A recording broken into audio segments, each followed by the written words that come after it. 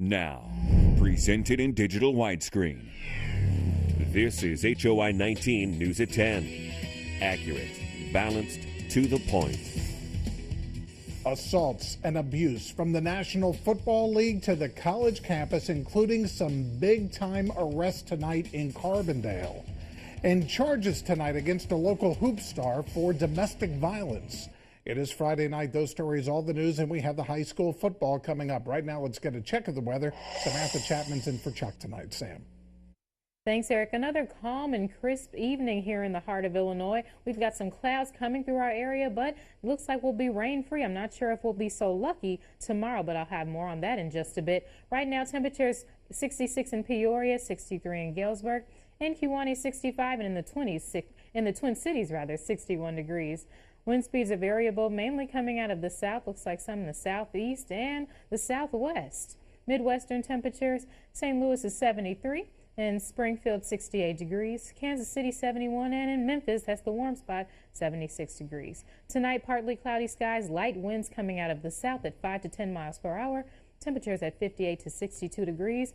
And our weather snapshot for tomorrow looks like we've got some showers and storms that are going to be coming through our area. There's a slight chance that those storms could be severe, and that includes heavy rainfall, large hail, and gusty winds. But we'll have more details on your forecast coming up in a little bit. And tomorrow, when we wake up, mostly sunny skies, temperatures at 62. Around noon, temperatures at 76. We'll get some more cloud cover. And in the afternoon, that's when we really want to pay attention to those occasional showers and storms because they're expected to be coming in the afternoon. I'll have more details on that coming up, but for now, we'll get back to Eric. All right, Sam, thank you. Sex assault rocking the campus of Southern Illinois University tonight. 6 students in Carbondale arrested in 2 separate incidents of sexual assault. In one case, 4 men are accused of raping a woman. In the other case, 2 men stand accused of rape. The arrests come as SIU police start a new Violence Against Women initiative, and the school is trying to introduce sexual assault awareness into the classroom as a subject. Maybe they could just do more and reiterate it, not just the one time, but have it recurring, because it's something that people need to be reminded of, I think. SIU administrators say typically accused students are suspended pending a criminal investigation. The news from SIU comes as the White House steps up its fight against sexual assault on campus. The program is called It's On Us. It's based on recommendations from a White House-ordered task force that met back in April. 2 of those recommendations, getting men involved in prevention and effectively responding to assaults when they're reported. But we're here to say today, it's not on you. This is not your fight alone. This is on all of us, every one of us, to fight campus sexual assault. You are not alone, and we have your back. More than 200 colleges will be taking part in the It's On Us program. Students at Knox College in Galesburg have strong opinions about the president's program. As we've reported over the last few months, Knox has been criticized for the way it's handled sexual assault cases. The school is now offering a class to educate students on how to handle attacks. HOI 19's Cassandra Hager is at the big board with more. Returning students at Knox College are no strangers to the controversy that surrounded their school, having witnessed last spring's Title IX investigation firsthand. Even so, the students I spoke with there today say they're confident that they are safe on campus, with school officials informing all students what to do and who to go to if they need help. They also said they're glad that recent high-profile assault cases like those occurring in the NFL are bringing the once taboo issue to light. I do think it's a good thing that people are becoming more aware. I think it's something that we definitely have to watch out for, and we can't obviously completely ignore it because that stuff does happen. People are finding out about this issue. It's not only a college campus issue, but it's a worldwide issue going on. So it's a good thing that the president made a speech about it today. And back in April, Knox College announced that all resident advisors, professors, and staff are mandated to report any instances of sexual assault or harassment. Back to you. Now, part of the big picture with sex assaults on campus, date rape drugs. Tonight, a fraternity at the University of Wisconsin at Milwaukee is under investigation after 4 people were given a date rape drug. Police raided the TKE, Tau Kappa Epsilon frat house, which you're looking at there, during a party. They arrested one student for the alleged druggings. 3 women and a man were taken to the hospital with severe intoxication and disorientation. A criminal charge now filed against that Bradley University basketball player accused of knocking a woman to the ground. Senior Austin Barnes is charged with domestic battery, a misdemeanor. She had to be taken to the hospital. Now, earlier this week, the Bradley Athletic Department told HOI 19 News that Barnes was still practicing and working out with the team. Barnes is due back in court on Wednesday. You can thank Ray Rice, Adrian Peterson et al. For all of the attention being showered on this type of violence. Now the National Football League is devising a new domestic abuse and sexual assault policy. This follows the recent abuse cases involving these 4 players and the resulting backlash from major sponsors and the fans. The new policy will mandate all players and staff undergo education and training about how to prevent abuse. Commissioner Roger Goodell introduced the policy at a news conference today. He's been under fire for his handling of the Ray Rice scandal.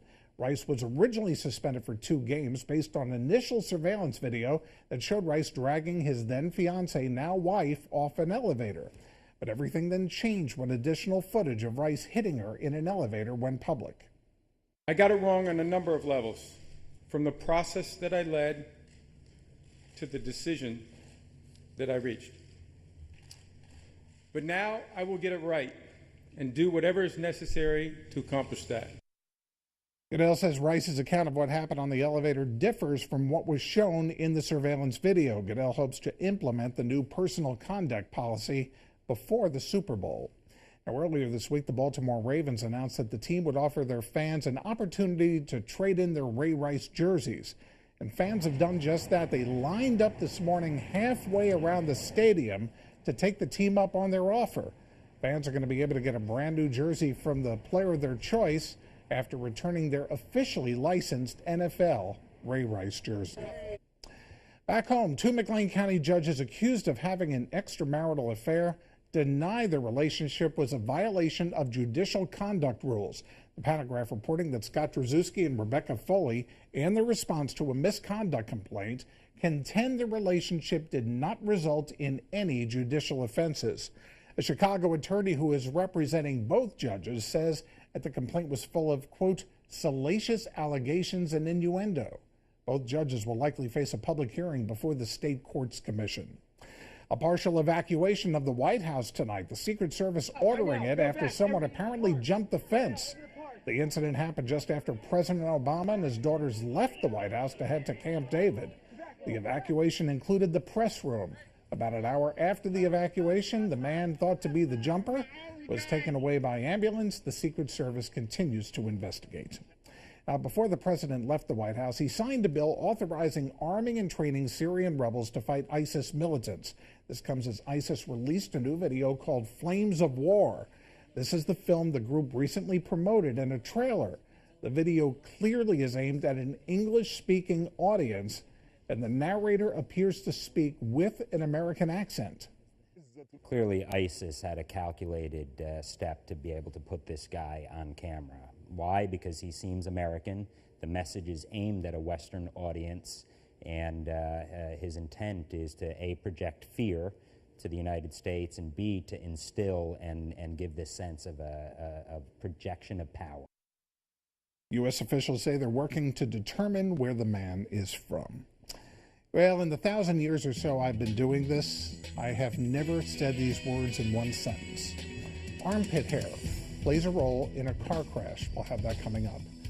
And the irony here is simply not lost. Cop, donuts, crash when we continue. You're watching HOI 19 News. Accurate, balanced, to the point. You're watching HOI 19 News. Accurate, balanced, to the point. More tonight on last night's mass murder-suicide in Florida. A man killing his adult daughter, her 6 children, then himself. The children ranging in age from 3 months to 10 years. Seems Grandpa had a criminal history, and it is not the first time deputies had to be called to the home. It's a difficult scene, okay? That's all I'll say. It's to try to fathom why somebody could do what they did. I'll just leave it at that. More than a half dozen deputies and about 25 counselors were at Bell Elementary School today. 4 of the murdered children attended school there. 2 people are killed in a small plane crash over in Indiana. The plane crashed near the Monroe County Airport west of Bloomington, Indiana. Emergency crews gathered in a wooded area off the main road. A section of the road where the plane crashed was closed to traffic. Cause of the crash still under investigation. A huge fire at a commercial warehouse in Philadelphia. This fire breaking out in the city's Kensington neighborhood.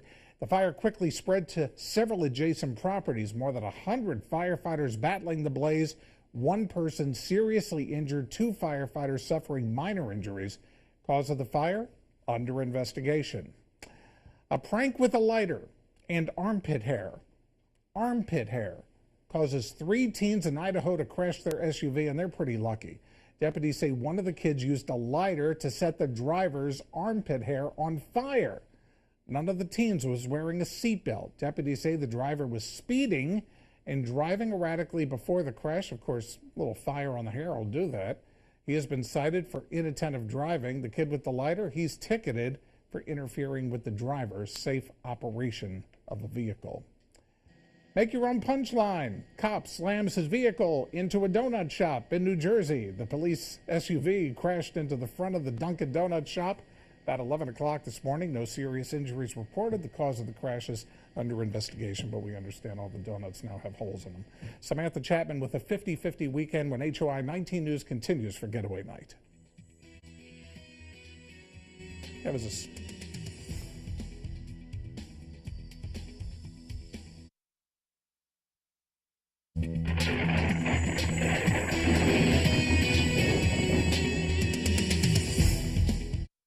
Good evening, Heart of Illinois. I'm Samantha Chapman. Right now we're taking a look at our CSE software cam at the Civic Center Plaza overlooking downtown Peoria. Now we'll take a look at our weather headlines for today. Tonight, partly cloudy skies, and it's a lot warmer out there. And tomorrow, occasional showers and storms. There's a slight chance that those storms can be severe. We'll have more on that in just a bit. And next week is the first official week of fall. Temperatures throughout the week in the 70s. In Peoria right now, temperatures at 66 with a humidity of 64 degrees. Southerly winds at 7 miles per hour. And in the Twin Cities, temperatures at 61, humidity at 69%, southerly winds at 9 miles per hour. Current area temperatures elsewhere: 65 in Kewanee, in Galesburg 62 degrees, Canton 65, and in Pontiac 61 degrees. And our wind speeds right now mainly coming out of the south. Midwestern temperatures 72 in St. Louis, in Springfield 67 degrees, Kansas City 71, and Nashville 71 as well. Satellite radar, we've mainly got clouds coming through our area. We should be rain-free, but tomorrow we may not be so lucky. We're seeing some showers and storms coming through our area tomorrow. And again, some of those storms, there's a slight chance that they could be severe, and that includes heavy rainfall, gusty winds, and potentially large hail. So we'll be tracking those storms later on tonight and tomorrow to make sure that everyone at home knows what to look forward to tomorrow. But tonight we've got partly cloudy skies. Light winds coming out of the south at 5 to 10 miles per hour. Temperatures at 58 to 62 degrees. And tomorrow, again, occasional showers and thunderstorms. We're really expecting those storms to come in the afternoon and the evening, but there's a slight chance that those storms may come in the morning as well. Temperatures at 69 to 85 degrees. Southwesterly winds at 10 to 15 miles per hour. Mostly cloudy skies. And we're expecting the sunrise to come in at 6:44 in the morning. Now we're going to take a look at our 7-day forecast. Again, it's going to be a half wet, half dry weekend. On Saturday, temperatures at 82. It's a trade-off, but it's going to be occasional showers and storms. On Sunday, sunny skies. That's on the bright side, right, Eric? Temperatures at 74 degrees. Monday is the first official day of fall. Temperatures at 70, partly sunny skies, and it looks like throughout the week will be dry. Temperatures in the 70s. You cannot beat that, can you, Eric? Absolutely not. And the thing that we observed earlier was the evening temperatures, how great that's going to be for sleeping. Yes, for sleeping, and I know the football fans and players enjoyed that as well. Well, after the last couple of weeks with thunder and lightning and mud and rain and all that stuff, much nicer night for football. However, some teams, they kind of followed the Falcons' lead last night. Some blowout. Sports Final with expanded football coverage with Lee and Jim next.